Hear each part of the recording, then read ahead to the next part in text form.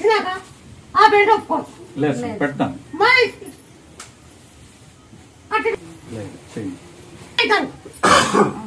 లేదు అవునా కాదా? అవును. అయితే మీ ఇంటికి వచ్చిందా నేను అట్లా వంట చేస్తాను. దానికి అర్థం నాకు తెలియదు కదా సార్, మీరేం అడిగినారు అట్లా. సంతానం కావాలంతే అనకుండా అట్లా వంట సరే సార్. సరే సార్, ఏది ఇచ్చినా 4 గంటలకి కాయ కొట్టుకోండి. నీ కాయ అత్తకాయ నువ్వు కొట్టాల, మాకాయ నువ్వు కొట్టాల. 2 టెంకాయలు తీసిపోయి మార్చుకొని కొట్టుకోండి. ఎక్కడమ్మా? చేసుకుంటుంది ఉండాలి. అవి ఆగటాల. సరే సార్.